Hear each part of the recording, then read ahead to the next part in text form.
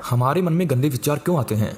हम नहीं चाहते पर फिर भी हमारे मन में गंदे विचार आते रहते हैं। लेकिन क्यों? मन ही हमारा सबसे बड़ा दोस्त है और मन ही हमारा सबसे बड़ा शत्रु है। जब हम अपने मन के हिसाब से चलते हैं तो मन हमें भटका देता है, और जब हम मन को संतुलित कर लेते हैं तो हम अपनी जिंदगी में सब कुछ पा लेते हैं। हम हमारे मन में आने वाले गंदे विचारों को रोकने की कोशिश करते हैं, पर जितना हम रोकते हैं उतने ये विचार हमारे अंदर प्रवेश करते जाते हैं। आप जिस चीज से जितना दूर भागोगे उतना ही वो चीज आपको अपने पास लाएगी। इसलिए उस चीज से भागो मत, उस पर संतुलन कायम करो। एक बार एक युवक गौतम बुद्ध के पास आया और गौतम बुद्ध से बोला कि हे बुद्ध, मेरे मन में इतने गंदे विचार क्यों आते हैं? मैं नहीं चाहता कि मेरे मन में गंदे विचार आए, पर मेरे मन में हमेशा काम वासना के विचार चलते रहते हैं और मैं इनके बारे में सोच सोचकर बहुत परेशान हूँ। मेरी ऊर्जा और समय ये सब सोचने में ही नष्ट हो जाता है, और इन सब के विचारों की वजह से मैं कभी भी शांत नहीं रह पाता और मैं हमेशा ही स्त्रियों को देखकर मोहित हो जाता हूँ, अपने आप को रोक ही नहीं पाता। बुद्ध मुस्कुराए और उन्होंने उस युवक से पूछा, क्या तुम्हें पता है ये काम वासना होती क्या है? फिर लड़के ने उत्तर दिया और कहा, बुद्ध, मैं ये तो नहीं जानता कि काम वासना होती क्या है, पर हाँ, ये जो भी है बहुत बुरी चीज है। फिर बुद्ध ने उस युवक से कहा कि सबसे पहले तो तुम्हें ये समझना है कि प्राकृतिक रूप से जो भी चीजें हमारे अंदर है वो बुरी नहीं है। हमारे जीवन में उसकी कुछ ना कुछ जरूरत है। वासना कोई बुरी बात नहीं है, ये तो हमारे मन की एक भावना है जो हमें किसी न किसी चीज की कमी का एहसास करवाती है, और फिर हम उस चीज को पाने के लिए उस चीज की तरफ आकर्षित हो जाते हैं।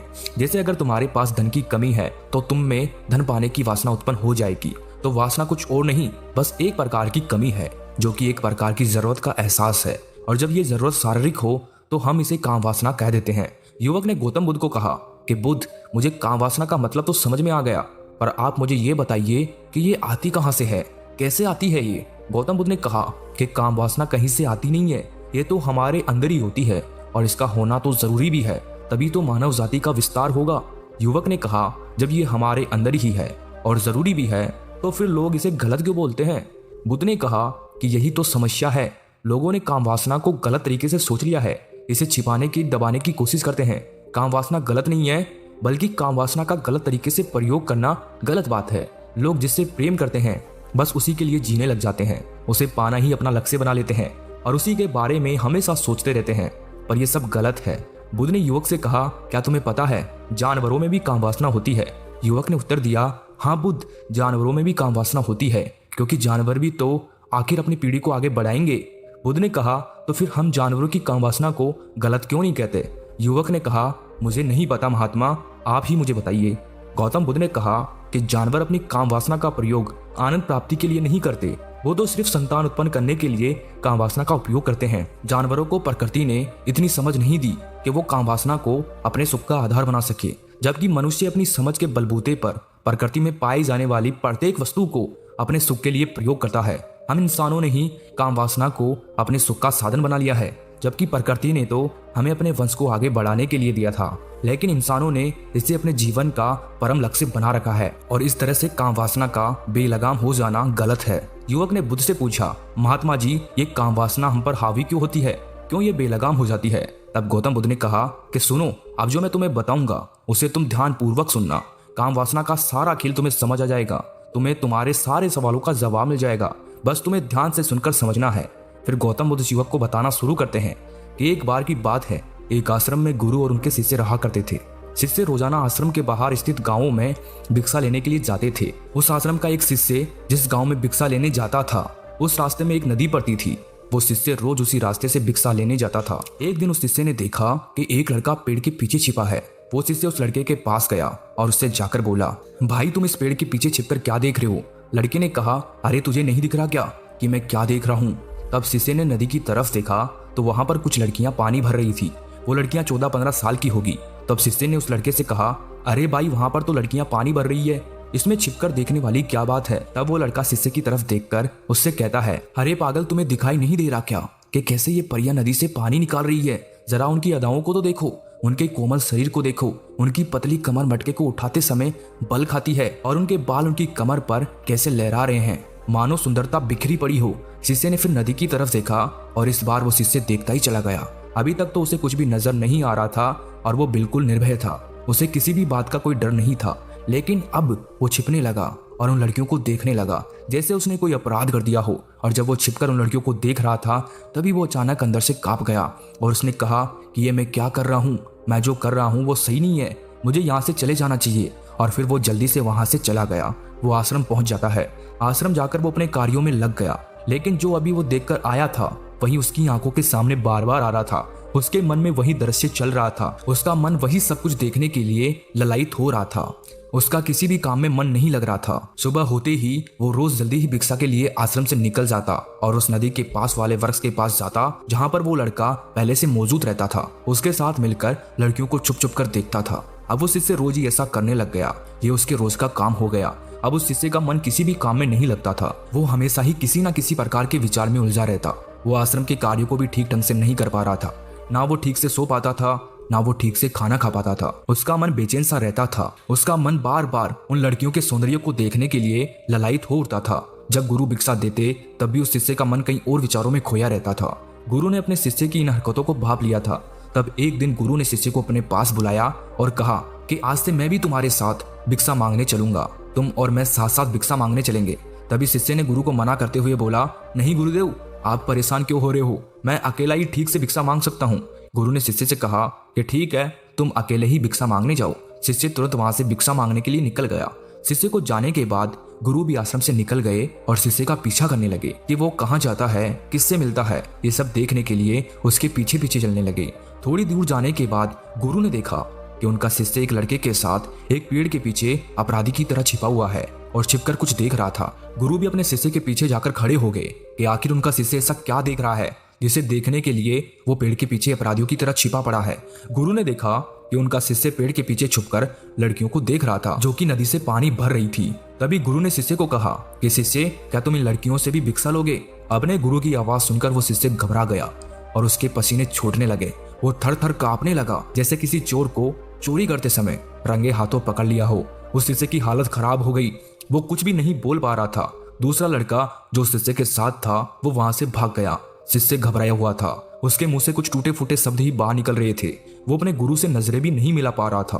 गुरु ने शिष्य की तरफ देखा और कहा कि मेरा शिष्य तो निर्भय था, उसे तो किसी भी चीज का डर नहीं था, लेकिन ये क्या, तुम तो डर के मारे कांप रहे हो। शिष्य ने गुरु से कहा कि मुझे माफ कर दो गुरुदेव, मेरा इसमें कोई दोष नहीं है। उस लड़के ने मुझे बहका दिया था, लेकिन आपसे मैं वादा करता हूँ कि आज के बाद मैं ऐसा कभी दोबारा नहीं करूंगा। मुझे माफ कर दो गुरुदेव। गुरु ने शिष्य से कहा कि कोई बात नहीं, पर इस बात का तुम ध्यान रखना कि हम जैसी संगति करते हैं वैसा ही फल हमें प्राप्त होता है। हम जैसी संगति करते हैं उसके विचार हमारे अंदर प्रवेश करते हैं। इसीलिए अच्छी संगति करो जिससे तुम्हारे अंदर अच्छे विचारों का प्रवेश हो। फिर गुरु और शिष्य आश्रम लौट आए और शिष्य फिर से आश्रम के कार्यों पर ध्यान देने लगा। उसने उस रास्ते को छोड़ दिया और दूसरे रास्ते से जाने लगा। वो अपने काम को ध्यान से करता, लेकिन धीरे धीरे उसके अंदर क्रोध उत्पन्न हो गया और फिर वो दूसरे शिष्यों पर क्रोध करने लगा। वो बेचैन रहने लग गया। अब वो सही समय पर भोजन भी नहीं करता था। वो भोजन भी बहुत कम खाता था। एक रात गुरु उस शिष्य के पास आए और उससे बोले कि अब तक तुमने कितनी बार अपना वादा तोड़ दिया। ये सुनकर शिष्य अपने गुरु के चरणों में गिर गया और रोने लगा।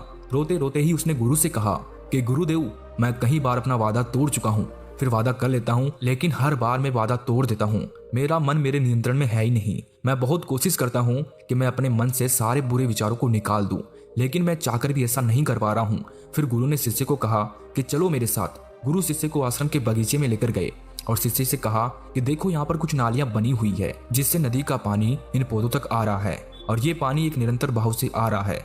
क्या तुम इस पानी के बहाव को रोक सकते हो? शिष्य ने कहा कि हाँ गुरुदेव, मैं इस बहाव को रोक सकता हूँ। फिर शिष्य ने मिट्टी उठाकर उस नाली में डाल दी। वो पानी थोड़ी देर के लिए रुक गया और फिर थोड़ी देर बाद उस रेत के ऊपर से पानी आ गया। गुरु ने शिष्य से कहा, अरे ये क्या, ये तो पानी रुका ही नहीं। फिर शिष्य ने कुछ कंकड़ पत्थर उठाकर उस नाली में डाल दिए और फिर थोड़ी देर के लिए पानी रुक गया, लेकिन फिर थोड़ी देर बाद ही उन कंकड़ पत्थर के ऊपर से पानी निकल आया। फिर गुरु ने कहा कि शिष्य, ये क्या हुआ, पानी तो फिर से आ गया। तुम तो बोल रहे थे कि तुम इसे रोक दोगे। क्या हम किसी काम को रोकना चाहे तो क्या हम उसे रोक नहीं सकते? तब शिष्य ने कहा, कोई बात नहीं गुरुदेव, मैं इस पानी को तो आपको रोक के दिखाऊंगा। फिर वो शिष्य एक बड़ा सा पत्थर लेकर आया और उस नाली पर डाल दिया और पानी रुक गया। फिर शिष्य ने गुरु से कहा कि देखा गुरुदेव, मैंने कहा था ना कि पानी को मैं रोक दूंगा। मैंने पानी को रोक दिखाया, आपकी बात मैंने पूरी कर दी। गुरु मुस्कुराए और बोले, अच्छा जरा ध्यान से देखो, पानी रुक गया क्या? वो तो पीछे की नाली तोड़कर बाहर आ गया और अगल बगल से बह रहा है। और ध्यान से देखो तो इस पत्थर के आगे भी आ गया और ये पानी अपना रास्ता बदल कर फिर से आगे की तरफ बह जाएगा। और फिर थोड़ी देर बाद ऐसा ही हुआ। फिर गुरु ने शिष्य को समझाया कि तुम्हारे साथ भी तो ऐसा ही चल रहा है। तुम बार बार प्रयास कर रहे हो, बड़े से बड़ा प्रयास कर रहे हो, पर हर बार तुम्हारा प्रयास टूट रहा है और ये हमेशा टूटता ही रहेगा। तुम कितना भी बड़ा पत्थर रख लो, लेकिन पानी तो अपना रास्ता बना ही लेगा। ये सब देखकर शिष्य निराश हो गया। फिर शिष्य ने गुरु से कहा कि हे गुरुदेव, क्या कोई तरीका नहीं है जिससे मैं इन गंदे विचारों से बाहर निकल सकूं? और ये मेरे मन में आए ही नहीं। गुरु शिष्य को एक नदी के पास ले गए जहां से उस बगीचे में पानी आ रहा था। गुरु ने शिष्य से कहा, वो पानी इसी नदी से जा रहा है। अगर हम यहीं से उस रास्ते को बंद कर दें जहां से ये पानी बगीचे में जा रहा है, तब क्या हम पानी को रोक नहीं सकते? शिष्य ने कहा कि हाँ गुरुदेव, अवश्य ऐसा हो सकता है। मैं इस पानी को यहीं से बंद कर देता हूँ, तब आगे की नाली में पानी जाएगा ही नहीं और फिर बगीचे में पानी जाएगा ही नहीं। फिर शिष्य ने नदी से जाने वाले रास्ते को बहुत मेहनत करके पत्थर और मिट्टी डाल डालकर बंद कर दिया और गुरु से कहा कि गुरुदेव, मैंने पानी को बंद कर दिया है, अब ये पानी बगीचे में जाएगा ही नहीं। तब गुरु ने कहा कि शिष्य, अगर पानी बगीचे में नहीं जाएगा तो पेड़ पौधों को पानी कहाँ से मिलेगा? उन पेड़ पौधों को तो पानी की आवश्यकता है और उन पेड़ पौधों में कुछ पेड़ पौधे तो ऐसे हैं जिनको रोज पानी की आवश्यकता है, वो तो मुरझाकर मर ही जाएंगे, उनका क्या होगा? पानी तो हमें खोलना ही होगा। शिष्य ने गुरु की बात सुनकर वापस नदी से जाने वाले पानी का रास्ता खोल दिया। तब गुरु ने शिष्य से पूछा, शिष्य, अगर हम इस नदी के पूरे पानी को बगीचे की तरफ मोड़ दें तो क्या होगा? तब शिष्य ने जवाब दिया कि गुरुदेव, वहां पर जितने भी पेड़ पौधे हैं वो गलकर नष्ट हो जाएंगे, वहां पर कुछ नहीं बचेगा। फिर गुरु मुस्कुराए और बोले, तुम इस बात को समझो कि हमें किसी भी चीज को रोकना नहीं है, बस हमें हमेशा संतुलन बनाए रखना है। कम पानी से भी पौधे नष्ट होते हैं और ज्यादा पानी से भी पौधे नष्ट होते हैं। हमारा जीवन संतुलन से ही चलता है। गुरु ने शिष्य से कहा कि अगर मैं तुम्हें कुछ कहूँ कि तुम आम के बारे में मत सोचो, तो तुम्हारे मन में सबसे पहले किसका चित्र आएगा? शिष्य ने कहा कि गुरुदेव, मेरे मन में तो पहला चित्र आम का ही आएगा। गुरु ने कहा कि जब हम गंदे विचारों को जबरदस्ती रोकने का प्रयास करते हैं तो वो और मजबूती के साथ हमारे अंदर प्रवेश करते हैं, हमारे अंदर उठते हैं। इसीलिए हमें उन्हें कभी भी दबाने की कोशिश नहीं करनी चाहिए। फिर गुरु ने शिष्य को समझाते हुए कहा कि हमारे गंदे विचार बुरे लोगों की संगति करने की वजह से भी आते हैं। कई बार क्या होता है कि कामुकता हमारे अंदर होती नहीं है, लेकिन कुछ अश्लील लोगों के साथ रहने की वजह से ये हमारे अंदर हावी हो जाती है। फिर शिष्य ने कहा कि गुरुदेव, आप सही कह रहे हैं, मैं अपने मार्ग से भटक गया था। फिर वो शिष्य उस रात बहुत ही चैन की नींद सोया। सुबह अपने कार्यों को पूरे मन से किया और फिर सुबह वो भिक्षा लेने के लिए उसी रास्ते से गया जहां वो लड़का आज भी पेड़ के पीछे छिपकर उन लड़कियों को देख रहा था। वो शिष्य उस नदी पर गया जहां वो लड़कियां पानी भर रही थी। उसने उन लड़कियों से पानी मांगा। उन लड़कियों में से एक लड़की ने उसे पानी पिलाया और उस सन्यासी शिष्य के चरण छुए। शिष्य ने उसे आशीर्वाद दिया।